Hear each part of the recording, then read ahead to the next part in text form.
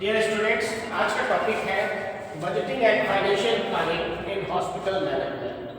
ठीक है, अब आप समझ लीजिए आपकी what is hospital budgeting. Hospital का बजटिंग क्या होता है? Hospital budgeting is a financial plan that estimates the expected income and expenses for a specific period, usually 1 year.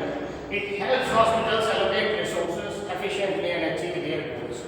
तो किसी भी अस्पताल को चलाने के लिए हॉस्पिटल को 1 साल का पूरा हम बजट बनाते हैं हर साल। तो इसमें फाइनेंशियल एस्टिमेट्स, हमारे फाइनेंशियल प्लान्स होते हैं, उनके एस्टिमेट्स दैट एक्सपेक्टेड इनकम, जो हमारी इनकम आनी है, और जो एक्सपेंसेस होने हैं फॉर ए स्पेसिफिक पीरियड, 1 साल के लिए जो भी टाइम हम बनाते हैं उसके हिसाब से हम उसकी बजटिंग करते हैं। It helps hospitals allocate resources efficiently, और इसके साथ साथ हॉस्पिटल जो है अपने रिसोर्सेज को एलोकेट अलग अलग लेवल पे करते हैं एंड अचीव देयर गोल्स, और इसके साथ अपने जो गोल्स हैं आने वाले फाइनेंशियल ईयर के हिसाब से उसको अचीव करते हैं। Why it is important? ये इम्पोर्टेंट क्यों है? It ensures financial stability and sustainability. इसके कारण से हम फाइनेंशियल स्टेबिलिटी पा सकते हैं और उसको लंबे समय तक बनाए भी रख सकते हैं। Helps control cost and reduce wastage, cost को कंट्रोल रखता है और वेस्टेज को भी रिड्यूस करता है। Next is guides decision making for new services and equipments, और ये गाइड करता है डिसीजन मेकिंग के लिए और नई सर्विसेज या नए इक्विपमेंट्स को भी लेने के लिए। Next, improves quality of patient care through proper resources allocation, और इससे क्या होता है, क्वालिटी ऑफ पेशेंट हैंडलिंग, जो पेशेंट की केयर है उसमें और इम्प्रूवमेंट मिलता है। Next is types of hospital budgets में operating budget, capital budget, cash budget और मास्टर बजट। सिंपल भाषा में समझें तो operating budget day to day जो एक्सपेंसेस होते हैं, जैसे सैलरी है, मेडिसिन है, यूटिलिटीज है और सप्लाईज है, ये हमारे ऑपरेटिंग बजट में आते हैं जो रेगुलर बेसिस पे चल रहे हैं। कैपिटल बजट में क्या होते हैं? Long term investments like buildings, medical equipments and technology. Cash budget में tracks actual money coming in and going out to ensure liquidity, तो जो पैसा आ रहा है लिक्विड फॉर्म में और जो जा रहा है उसको हम कैश बजट के फॉर्म में करते हैं। Next is master budget, combines all budgets, सारे बजट्स को कंबाइन करके into one comprehensive financial plan, इन सारे को कंबाइन करके एक कॉम्प्रिहेंसिव फाइनेंशियल प्लान डेवलप किया जाता है। बजट प्रिपरेशन प्रोसेस कैसे होता है? पहले करते हैं हम review past performance, analyse previous years income and expenses, पिछले साल की इनकम और एक्सपेंस को हम एनालाइज करते हैं। फिर सेट गोल्स, गोल्स को सेट करते हैं, define financial and operational objectives for the year, तो जो भी फाइनेंशियल और ऑपरेशनल हमारे ऑब्जेक्टिव्स हैं पूरे साल भर के लिए, उसके गोल को सेट करेंगे। फिर क्या है? एस्टिमेट रेवेन्यू रिसोर्सेज, उसका आकलन करेंगे हमारे रेवेन्यू रिसोर्स क्या है। Forecast patient volume, services and income, इन चीज़ों पे हमारा फोकस होगा। फिर प्लान एक्सपेंसेस, क्या है एक्सपेंसेस के लिए प्लान क्या है? Calculate cost for staff, staff की कॉस्ट कैलकुलेट करें, क्या सप्लाईज के लिए और क्या मेंटेनेंस के लिए हमारे खर्चे होंगे उनका असेसमेंट हो। फिर रिव्यू एंड अप्रूव, इसको पूरा रिव्यू करें, फिर अप्रूव कर लें। Management and board review and finalise होता है, इसको मैनेजमेंट और बोर्ड दोनों अलग अलग लेवल पर रिव्यू करें, फिर फाइनलाइज करें। फिर उसके बाद monitor and adjust, track actual versus budgeted figures and mark adjustment, और इसको प्रॉपर्ली ट्रैक करें, जो चीज़ हमने पहले से एलोकेट की है उसको उसी तरीके से एक्सपेंस करना है, कोई अलग तरीके से नहीं जाना, क्योंकि ऐसा ना हो कि कोई नई चीज़ इंटरवीन बीच में कर दें, उसकी वजह से कॉस्ट इंक्रीज होता है। रेवेन्यू रिसोर्सेज कहाँ से आते हैं हॉस्पिटल में? पेशेंट सर्विस के थ्रू, डायग्नोस्टिक्स के थ्रू या अदर इनकम के थ्रू। सबसे पहले पेशेंट सर्विस सबसे इंपॉर्टेंट पार्ट है। इन पेशेंट केयर, जो पेशेंट एडमिटेड है उनसे रूम चार्ज या nursing care charge, out patient consultation, जो ओपीडी के पेशेंट है उनके कंसल्टेशन चार्ज, इमरजेंसी जो सर्विसेज है उनका, या फिर सर्जिकल प्रोसीजर जो होते हैं उनका। तो मेजर 4 जो सेगमेंट है इनसे इनकम होती है। ठीक है, डायग्नोस्टिक सर्विसेज में लेबोरेटरी टेस्ट, रेडियोग्राफी और पैथोलॉजी के थ्रू होता है। अदर इनकम में फार्मेसी की जो सेल्स है, गवर्नमेंट ग्रांट्स एंड सब्सिडीज, जो गवर्नमेंट से ग्रांट्स मिलती हैं, सब्सिडीज मिलती हैं, और इंश्योरेंस से जो रिइंबर्समेंट होता है, डोनेशन एंड फंड रेजिंग, कोई डोनेट करता है हॉस्पिटल को या फंड हम रेज करते हैं। तो इस तरीके से ये 3 सोर्स हैं जिनसे, मेजर सोर्स जिनसे हम फंड्स को रेज करते हैं। Next is hospital expense categories क्या है? पर्सनल कॉस्ट 50 to 60%, जिसमें salaries, wages, benefits, for doctors, nurses and staff होता है। मेडिकल सप्लाईज पे करीब 15 से 20% खर्चा होता है। Medicine, surgical supplies, disposable lab reagents जो आते हैं। यूटिलिटीज पे 5 to 8%, जिसमें electricity, water, gas, phone, internet. Maintenance में इक्विपमेंट मेंटेनेंस में, बिल्डिंग रिपेयर्स और हाउस कीपिंग के भी ऊपर मेंटेनेंस में खर्च होता है। एडमिनिस्ट्रेटिव कॉस्ट में 8 से 12% होता है। ऑफिस सप्लाईज इसमें insurance, legal fees and accounting and capital expenses में न्यू इक्विपमेंट जो आ रहे हैं, बिल्डिंग रिनोवेशन कराना है, टेक्नोलॉजी अपग्रेड करना है, इसमें एक्सपेंसेस होते हैं। नेक्स्ट इज की फाइनेंशियल टर्म्स। सिंपल वे में अगर कहें तो रेवेन्यू क्या होती है, that is total money earn from services. कोई भी जो सर्विस दी गई उससे जो हम अर्न करते हैं मनी, उसको रेवेन्यू कहते हैं।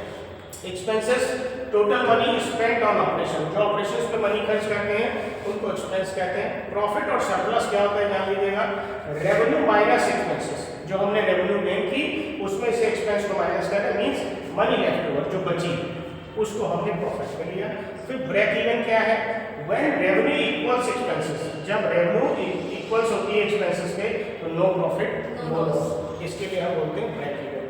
फिर कैश फ्लो क्या होता है, movement of money in and on and out of the hospitals, जो भी आती है और जाती है वो कैश फ्लो होता है। फिक्स्ड कॉस्ट क्या है, एक्सपेंसेस दैट डोंट चेंज, जो एक्सपेंस जो चेंज नहीं होते हैं, जैसे रेंट है या सर्विस फिक्स होती है। Variable cost, expenses that change with patient volume, जो भी पेशेंट के वॉल्यूम से जो चीज़ें चेंज होती हैं, जैसे मेडिसिन, अगर पेशेंट ज़्यादा है तो मेडिसिन आपकी ज़्यादा से लाओ, कम है तो कम, तो ये वेरिएबल कॉस्ट है। फिर उसके बाद ओवरऑल गया है। हाँ, एंड रिटर्न ऑफ, ये इसको सब याद रखिएगा, return of investment, return on investment, जो आपने इन्वेस्टमेंट किया उसका रिटर्न क्या, तो profit gain from money invested, जो आपने उसमें मनी लगाई उससे क्या प्रॉफिट आपको मिला, ये इम्पोर्टेंट। फिर है फाइनेंशियल प्लानिंग गोल्स में शॉर्ट टर्म गोल्स 1 साल के लिए, मीडियम टर्म गोल्स हम 2 से 3 साल के लिए बनाते हैं, और लॉन्ग टर्म गोल्स जो होता है हम 5 इयर्स के अबव के लिए बनाते हैं। तो शॉर्ट टर्म गोल्स में maintain positive cash flow, control operating cost, meet monthly payroll and reduce bad debts, इन चीज़ों को लेते हैं। मीडियम टर्म गोल्स में purchase new equipment, expand services, improve profit margins and build emergency reserves, इन चीज़ों पे हम फोकस करते हैं। लॉन्ग टर्म के लिए क्या है, बिल्ड न्यू फैसिलिटीज, जो अगर मान लो हॉस्पिटल को हमें डेवलप करना है तो न्यू फैसिलिटीज बनाने होंगे, नए डिपार्टमेंट्स बनाने होंगे, नया इंफ्रास्ट्रक्चर ग्रो करना होगा। अचीव फाइनेंशियल इंडिपेंडेंस, और इसके साथ साथ फाइनेंशियल इंडिपेंडेंस भी लानी होगी, क्योंकि अगर अपने दम पे आप कोई चीज़ कर सकते हैं तो फिर आप बहुत खुल के काम कर सकते हैं। अगर आपका रेस्ट्रेन है, आपको रिसोर्सेज मिलेंगे, फंड्स मिलेंगे तो ही आप काम करेंगे, तो वहाँ ग्रो करना मुश्किल है। इस्टेब्लिश एंडाउमेंट फंड्स, जो बाहर से आपको मिलने हैं जितने पैसे वो चीज़ें। एक्सपेंड हॉस्पिटल कैपेसिटी, और अपनी हॉस्पिटल की कैपेसिटी को एक्सपेंड करें, तो ये सारे लॉन्ग टर्म गोल्स में आते हैं। मान लो आपके पास पहले 4 ही 6 डिपार्टमेंट थे, अब आप उसको फुल फ्लेज करके 10-12 डिपार्टमेंट में लाना चाहें तो हर एक के लिए आपको फैसिलिटेशन उस हिसाब से तो चाहिए, तो फंड्स उसी हिसाब से हो, प्लेस उसी हिसाब से हो, रिसोर्सेज उसी हिसाब से हो, इस्टेब्लिशमेंट उसी हिसाब से, फिर उसको रन करने की कॉस्टिंग, वो सारा चीज़ असेसमेंट करके फिर आगे का होता है। तो जब भी ग्रो करना है तो थोड़ा थोड़ा करके ग्रो करना है, और जब लॉन्ग टाइम प्लानिंग करेंगे तो उसके हिसाब से पूरा लेके चलेंगे, 5 साल का बजट उस हिसाब से निकलेंगे। Next is variance analysis. Variance analysis means monitoring. What is variance analysis? Comparing actual income and expenses with budgeted figures to identify difference and take corrective actions. क्या है, जो भी डिफरेंस आता है, मान लो हमने प्लान किया था इस चीज़ का कि इस साल हमको 5 लाख मिलेगा, लेकिन हमें 5 लाख रुपए में से कुछ पैसे कम मिले, तो ये वेरिएंस हो माइनस में गए, और जहाँ पे उसी लेवल पे 5 लाख हमने टारगेट सेट किया था 5 ही लाख मिला, तो वो उसी लेवल पे रहा, स्टेटस मेंटेन रहा, लेकिन अबव जिस पे हुआ वो हमारा प्रॉफिट होगा। तो इस तरीके से वेरिएशन कितना है वो इससे समझ लीजिए। जैसे पेशेंट रेवेन्यू आपने बजट किया था 50 लाख, एक्चुअल में क्या मिला 45 लाख, तो वेरिएंस कितना है -5 लाख। ठीक है, तो यहाँ पे क्या है, मार्केटिंग बढ़ानी पड़ेगी। ठीक है, नेक्स्ट, अगर मेडिसिन कॉस्ट आपने 10 लाख की रखी थी, आपको अर्न उस पर 12 लाख हुआ, तो +2 लाख आपका इंक्रीज हुआ। तो निगोशिएट विद सप्लायर्स, और निगोशिएट करें आप सप्लायर से भी कैसे आप चीज़ें और भी ला भी सकते हैं, और उससे मार्जिन भी आप अपना बढ़ा सकते हैं। फिर स्टाफ सैलरीज में मान लीजिए 25 लाख थी, 25 लाख की आपने दी, कोई चेंज नहीं हुआ तो ऑन ट्रैक, हमने बजट के हिसाब से चले भाई, कम तो कर नहीं सकते, जितना स्टाफ चाहिए उतने की सैलरी फिक्स है, क्योंकि जो कॉर्पोरेट हॉस्पिटल्स होते हैं उनकी सबकी जो सैलरी स्ट्रक्चर होता है फिक्स होता है। मान लो अगर एक नर्सिंग स्टाफ को रखते हैं, हमारा 15,000 देते हैं, तो फिक्स है 15,000 ही देना, आप रहें चाहे कोई और रहे, ठीक है, तो उसमें चेंज नहीं होना। और सीटें भी हमारी इतनी ही है, तो हम बजट उतने के लिए रखें कि भाई हमारा अगर चाहे आईसीयू का स्टाफ जाए, चाहे वार्ड का जाए, चाहे कहीं का, हमको उसके रिप्लेसमेंट में उतना ही स्टाफ चाहिए, उसी सैलरी, तो फिर आपका बजट तो सेम रहेगा। कॉस्ट कंट्रोल स्ट्रेटजीज में बल्क परचेजिंग, अगर आप कॉस्ट कंट्रोल करना चाहते हैं तो बल्क परचेजिंग करिए, ज़्यादा मात्रा में चीज़ें खरीदिए। Buy medicine and supplies in large quantities to get discount, almost 10 to 20% saving आता है। नेक्स्ट एनर्जी एफिशिएंसी में use LED lights, efficient AC systems and solar panels, इससे आप 15 से 30% बचा सकते हैं यूटिलिटीज में। फिर reduce wastage, track inventory, prevent medicine expiry, recycle where possible, तो इससे भी आप 5 से 10% आप सप्लाईज में बचा सकते हैं। स्टाफ ऑप्टिमाइजेशन में right staffing levels, cross training, reduce overtime, 8 to 10% आप निकाल सकते हैं। फिर उसके बाद टेक्नोलॉजी में electronic records, online appointments and automated billing में एडमिनिस्ट्रेटिव एफिशिएंसी तो आप डेवलप करिए। नेक्स्ट प्रिवेंटिव मेंटेनेंस में regular equipment servicing, provide costly breakdowns, reduce repair cost. क्या होता है अगर आपके इक्विपमेंट्स साल में बार बार खराब नहीं होते हैं, आप उसकी मेंटेनेंस सही से रखते हैं, केयर सही से रखते हैं, स्टाफ आपका उसको हैंडल सही से करता है, तो फिर क्या खराब होगा? नहीं खराब होगा, तो उस पर जो पैसे खर्च हो रहे थे वो बच रहे हैं। So that is important. Next is important financial ratios में operating margin, current ratio, bed occupancy rate and average length of stay.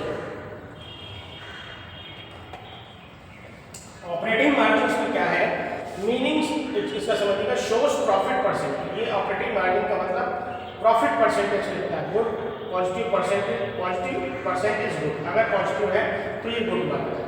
Current ratio में ability to pay short term bills, अगर शॉर्ट टर्म बिल्स को हम pay कर ले जाते हैं तो it is 1.5 is good. Bed occupancy rate good कब होगा? जब how well beds are utilise, जितने बेड यूटिलाइज होंगे उतना ही ज़्यादा आपकी इनकम होगी, तो उस हिसाब से 70 to 85% इज आइडियल, अगर उस हिसाब से। Next is average length of stay, average days per patient, total patient days equal to total admission होगा, good lower equal to more efficient. इस तरीके से इसको असेसमेंट करेंगे। कॉमन चैलेंजेस क्या आते हैं इसमें? Unpredictable patient volume and emergency cases, अगर अनप्रेडिक्टेबल पेशेंट है या फिर इमरजेंसी केसेस ज़्यादा बढ़ जाए। Delayed payment from insurance companies, या पेमेंट जो इंश्योरेंस कंपनी से देर से है। अनएक्सपेक्टेड इक्विपमेंट ब्रेकडाउन, कई सारे आपके इक्विपमेंट्स ब्रेकडाउन में चले जाएँ। Competition from other health care provider, दूसरे हॉस्पिटल वालों से अगर आपका कंपटीशन है तो उसमें आपको चैलेंजेस आएंगे। Rising cost of medicine and medical equipment, अगर मेडिसिन या फिर मेडिकल इक्विपमेंट की कॉस्ट हाई हो जाए। इंक्रीजिंग स्टाफ सैलरी एक्सपेक्टेशन, जो सैलरी स्टाफ की अगर बढ़ा दी जाए तो भी आपकी इन चीज़ों पर इफेक्ट होगा। चेंजेस इन गवर्नमेंट रेगुलेशन, अगर गवर्नमेंट के रेगुलेशन चेंज होते हैं या फिर रिएंबर्समेंट रेट्स चेंज होते हैं किसी भी चीज़ के, तो वहाँ पे भी आप माइनस में जा सकते हैं। Need to invest in new technology and infrastructure, अगर किसी नई टेक्नोलॉजी में आप इन्वेस्ट कर रहे हैं या इंफ्रास्ट्रक्चर में, तो भी आपका बजटिंग माइनस में आ सकता है या आपको चैलेंजेस मिल सकते हैं। क्या करना चाहिए? Best practices for success, involve departments, get input from all departments when preparing. जब आप इस बजट को प्रिपेयर कर रहे हैं तो हर डिपार्टमेंट को आपको इंक्लूड करना चाहिए, उसमें उनसे राय लेनी चाहिए अगले स्टेप्स के लिए। नेक्स्ट, बी रियलिस्टिक, ये बहुत बड़ी चीज़ है, एकदम जैसा है वैसे, कोई लाल लपेट नहीं होना चाहिए। Use historical data and trends to make accurate estimates, आप पिछली चीज़ों को भी असेसमेंट करिए और आगे की प्लानिंग उसी हिसाब से बनाइए, क्योंकि उसमें कोई चेंज करके या कुछ आप एवलुएट करके या कुछ अलग से प्लानिंग करके आप नुकसान हो जा सकते हैं, तो जो जैसा है उसके हिसाब से प्लान करें। फिर regular monitoring, review financial reports monthly, not just yearly, तो जो रिपोर्ट्स फाइनेंशियल बनाइए वो मंथली बनाइए, नॉट जस्ट ईयरली, क्योंकि सालाना अगर कोई चीज़ आप बना रहे हैं तो बीच में बहुत सारी चीज़ें लैग होती हैं, गायब हो सकती है, मिस हो सकती है, या हम उसको जो ट्रेंड चल रहा है उसको असेसमेंट नहीं कर सकते। फिर क्या होता है, साल भर बाद जब हमको एकदम से बहुत बड़ा मार्जिन दिखता है तो हम उसका करेक्शन कर पाने में सक्षम नहीं होते। मान लो अभी कोई लॉस हो रहा है तो हमें 1 लाख 2 लाख 5 लाख का होगा, ठीक है, लेकिन अगर साल भर में देखा तो निकल के 60 लाख का आ रहा है, तो वो कंपनसेट करना चाहिए। Build reserves, save 3 to 6 months of operating expenses for emergency. नियम ये कहा जाता है कोई भी संस्थान आप चला रहे हैं तो 3 से 6 महीने का आपके पास बजट एक्स्ट्रा होना चाहिए उसको रन करने के लिए, उस फंड को छूना नहीं है। कभी भी क्राइसिस आए तो आपका वो चीज़ मैनेज हो जाए। Next, use technology, invest in financial management software for better tracking obvious, train staff, educate managers on budget responsibility and cost awareness, उनको इन चीज़ों के लिए ट्रेन करें। प्लान फॉर कंटेंजेंसी, जो भी कंटेंजेंसीज आए या कोई कठिन समय आता है या कोई ऐसी मुश्किल की घड़ी आती है तो include buffers 5 to 10% of unexpected expense. आप ये मान के चलिए कि भाई अभी हमारा एक्सपेंस इतना था लेकिन अगर कोई इमरजेंसी या कंटेंजेंसी आ गई तो 5 से 10% हम इस पर पैसे लगा सकते हैं, घबराने की कोई बात नहीं है, हम इस कंडीशन से बाहर जाएंगे। Focus on quality, don't cut corners on patients care to save money.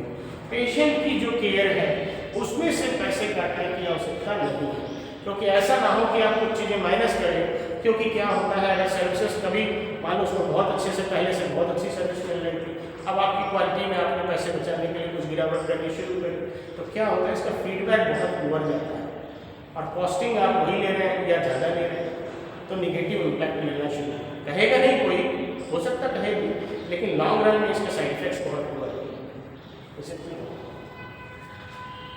Next is simple annual budget example कैसे बनाते हैं। स्मॉल हॉस्पिटल कोई 50 बेड का अगर हॉस्पिटल है उसका एक एनुअल बजट बनाना है तो इनकम और एक्सपेंस के हिसाब से निकालते हैं। इनकम क्या है, patient service, diagnostic service, other income. Total मान लीजिए लमसम इससे 5 करोड़ इससे 1 करोड़ 50 लाख लमसम तो 6.5। एक्सपेंसेस में staff service, medical supplies, utility maintenance, administration for सारा मिलाकर के लगभग ये 6 करोड़ होता है। तो नेट सरप्लस प्रॉफिट कितना आया, इस तरीके से आप पूरा ये टैली स्कीम बना सकते हैं। नेक्स्ट ऑब्वियस सी बात है, budgeting is planning income and expense to ensure hospital sustainability. Income और एक्सपेंस का अगर आप मेंटेनेंस करते हैं और बजट के हिसाब से तो फिर वो आपके लिए बहुत सस्टेनेबल होगा। Next, monitor actual versus budgeted figure. जो एक्चुअल फिगर है बजटेड फिगर को रेगुलर बेसिस पे ट्रैक करते रहें, कभी बढ़ जाए या घट जाए तो असेसमेंट होना चाहिए। बढ़ना अच्छी बात है कि आपका खर्चा बढ़ जाए तब तो दिक्कत है, लेकिन अगर आपको प्रॉफिट ज़्यादा है, लॉस कम है, बजट से बहुत अच्छा कर रहे हैं तो वो आपके लिए बहुत अच्छी बात है। Control cost through bulk purchasing, ये सब चीज़ें हम पहले डिस्कस कर चुके हैं। अगर बल्क परचेजिंग करते हैं, एफिशिएंसी मेंटेन करते हैं और वेस्ट रिड्यूस करते हैं तो हमारी चीज़ें बेहतर होगी। बिल्ड फाइनेंशियल रिजर्व्स जरूर बना के रखिए इमरजेंसीज के लिए या कोई अनएक्सपेक्टेड सिचुएशन क्रिएट होती है। Focus on both financial health and qualification care, और बेसिकली सबसे ज़्यादा फाइनेंशियल हेल्थ हॉस्पिटल की और पेशेंट की क्वालिटी केयर पे ध्यान दें, दोनों चीज़, क्योंकि अगर फाइनेंशियल स्ट्रेंथ पे हम ध्यान नहीं देते हैं तो भी नुकसान होगा और अगर हम पेशेंट की केयर सही से नहीं कर पाते हैं तो भी वहाँ पे हमको मुश्किल आएगी। So smart budgeting is equal to better health. अगर स्मार्ट बजटिंग होती है तो आप बेटर हेल्थ केयर प्रोवाइड कर सकते हैं।